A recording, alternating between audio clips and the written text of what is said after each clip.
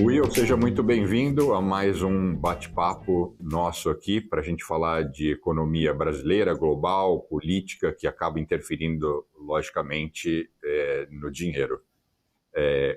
Ontem teve o debate, difícil dizer foi bom para quem, né? Foi um debate um tanto quanto triste, e hoje saiu o PCI. Eu queria juntar esses dois temas e saber qual é a sua percepção. Eu sei que uma coisa diretamente não tem a ver com a outra, né? Mas embora essas duas sejam um mercado americano. Não, exato, Bruno. Bastante coisa acontecendo. O PCI é o indicador mais relevante de inflação, é o que o Fed olha. E ele deveria ser super aguardado, super comentado, super acompanhado. Só que, de fato, ele acabou virando coadjuvante, né? Depois que esses dois nomes emblemáticos apareceram na CNN para discutir o futuro da maior economia do mundo, o futuro do maior país do mundo, e acabaram naquele certo bate-boca: o meu governo foi melhor, não, o seu foi pior, você é o pior governante, e por aí vai, você é um loser, né? Essas coisas assim. Então, acabou que isso roubou um pouco a cena. Do lado da inflação, a gente teve uma boa notícia: a inflação ela continuou cedendo, abril foi assim, maio novamente. É bem verdade que a economia americana está dando uma desacelerada, os gastos do consumidor deram uma diminuída, o resultado da Nike reportou um pouco disso, deu para sentir. Normal, a economia desacelerando. E isso ajuda do ponto de vista de inflação. O mercado acabou gostando. Curva de juros cedendo, ativos de risco performando bem, bolsa subindo. Então, pelo menos assim, do ponto de vista macro e da inflação, o número acabou sendo bom. Agora, obviamente que o que roubou a cena foi o debate e a dificuldade, né, que o presidente Biden teve em responder as perguntas, em concatenar suas ideias e organizar suas ideias. Era a grande dúvida que todo mundo tinha. Eu acho que nesse primeiro teste de fogo ele não se mostrou bem, ele não se mostrou positivo, tanto é que algumas pesquisas mostraram que o Trump ganhou com larga vantagem o debate, e eu fiquei acompanhando depois vários comentários, CNN aqui e ali, e basicamente todo mundo foi meio consenso, dizendo que pelo lado dos democratas eles têm que arranjar alguma solução, porque se continuarem com o Biden vão acabar perdendo a eleição.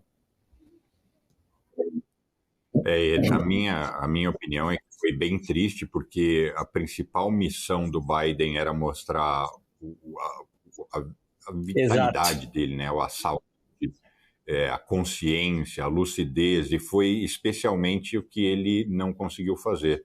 Ele demonstrou ali um comprometimento cognitivo, não falou lé com cré em alguns momentos, uma linguagem corporal muito ruim. Mas eu queria explorar mais no bate-papo de hoje o seguinte: você escreveu um artigo que reverberou muito, ganhou uma repercussão muito positiva, que você fazia ali uma comparação, e aí eu quero que você me corrija logo, você foi o autor do artigo, talvez eu não vá verbalizar tão bem. Você comparava ali o IPCA mais 6, que é uma opção de investimento brasileiro, com a comparação, né, com o dólar e os produtos americanos. É claro que pode parecer que nós somos sugestionados por nós morarmos aqui e trabalharmos com recursos americanos, mas a grande verdade é que é a moeda mais segura do mundo. Não somos nós que estamos dizendo isso, né? É a economia há décadas e décadas que demonstra isso. Me conta um pouco mais sobre esse artigo e por que você acha que ele ganhou tanta repercussão? Não, exato, Bruno, porque assim, o brasileiro, ele aprendeu, e por todos os nuances que a gente viveu na nossa vida econômica no Brasil, de investimentos, na década de 80, superinflação, o brasileiro aprendeu a investir essencialmente em renda fixa, né? Investe mais em renda fixa. A renda variável no Brasil, ela tem um porte muito menor, os mercados de juros e câmbio são os maiores mercados no Brasil. Então o brasileiro aprendeu muito sobre CDI, poupança, e mais recentemente se fala muito em você investir em um título que te remunera pelo menos a inflação, porque no Brasil a gente sempre tem umas surpresas inflacionárias, é uma safra que quebra, é o dólar que salta, é um petróleo que puxa, aí você tem uma inflação maior que se esperava. Então quando você compra um título no Brasil que te remunera pelo menos inflação, tudo mais é lucro, né, entre aspas, em comparação àquilo que você tem já da inflação. Você protegeu o teu capital e está ganhando aí mais 3, 4, 5, 6%. E aí acontece que em alguns momentos de estresse da economia brasileira, você vê esses títulos oferecendo um IPCA mais 6, um IPCA mais 7, já aconteceu. E aí, obviamente, que historicamente, ou pelo menos desde o plano real, essa remuneração de IPCA mais 6 ou IPCA acima disso tem sido uma boa remuneração, né? O investidor que aproveitou se deu bem, né? Então o IPCA mais 6, ele acabou se tornando um ativo muito procurado, muito cobiçado. E recentemente, por conta de todo esse receio com o desarranjo fiscal atual que existe no Brasil, que está descambando também no câmbio, a gente viu de novo títulos pagando IPCA mais 6, que é muito bom, uma alternativa para o investidor brasileiro. Agora, uma coisa que pode ser tão boa quanto é o dólar mais 6.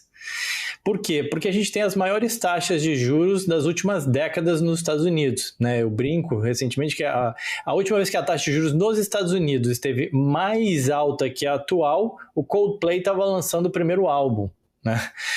Momento de Eurocopa, agora o David Beckham era o craque da seleção inglesa, né? Assim, o cara já é dono do clube, né? Já está aposentado e tudo mais. Então faz muito tempo, lá nos anos 2000, a gente tinha uma taxa de juros tão alta quanto a gente tem hoje nos Estados Unidos.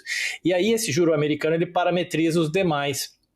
Então, quando você pega um título, e eu estou falando de título do governo brasileiro aqui nos Estados Unidos, já que eu estou falando de um título IPCA mais 6, que é do governo brasileiro também, aqui nos Estados Unidos não tem o IPCA, mas você tem o dólar mais 6. Então, você consegue investir num título do governo brasileiro, por exemplo, pagando dólar mais 6, dólar mais 6,5, depende do período, do prazo ali que você pega. Então, o que eu estou querendo dizer com isso? Ora, IPCA mais 6 mostrou uma alternativa interessante para o brasileiro. Agora, você pode também ter dólar mais 6. Só que esse dólar mais 6 ele é muito mais raro. É muito mais difícil você encontrar. Tanto é que nem eu falei, nos últimos anos, a última vez que a gente viu uma taxa maior, lá nos anos 2000, taxa semelhante aqui ao título americano, somente pré-2008, pré-crise ali de 2008. Então você tem uma taxa que você não via há muito tempo. E quando você olha o histórico, nos últimos 15 anos, 10, 15 anos, você compara quem foi melhor, IPCA mais 6 ou dólar mais 6? O dólar mais 6 acabou superando em diversas janelas, tá? Nada garante que vai ser assim, e enquanto eu falo isso, a gente está vendo o dólar a 5,50 e tantos, né? Mais uma demonstração aí de que o dólar, já por si só, já se torna um investimento muitas vezes interessante, então se eu tiver dólar mais 6% ao ano, poxa, é ainda melhor, né?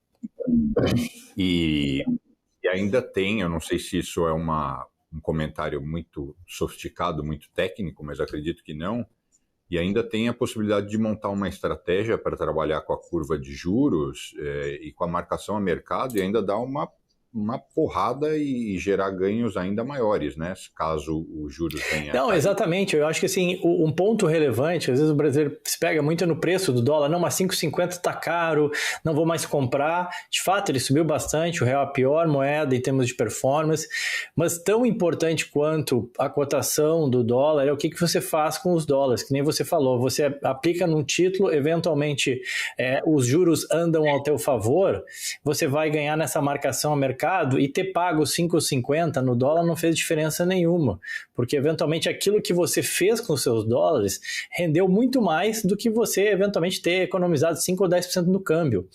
É a mesma história do sujeito que foi lá no auge da crise lá em 2020, em maio de 2020, resolveu dolarizar.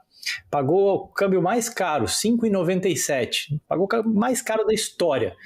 Mas foi lá e comprou, sei lá, a S&P, ou comprou a Microsoft, que ele conhecia. Poxa, mesmo tendo pago um câmbio muito caro, entre aspas, né, ele ganhou muito dinheiro. Por quê? Porque as ações de Microsoft se valorizaram pra caramba, o S&P subiu desde então. Não tem como garantir, nunca tem, né? Em investimentos a gente sempre fala dessa incerteza, mas olhando para o passado você viu essas janelas, né? Ou seja, mesmo um câmbio elevado, se bem investido, não vai fazer diferença nenhuma. Perfeito. Muitíssimo obrigado por mais esse papo e nos reencontramos Show de muito bola, em breve. Brunão. Obrigadão pela participação e boa noite a todos.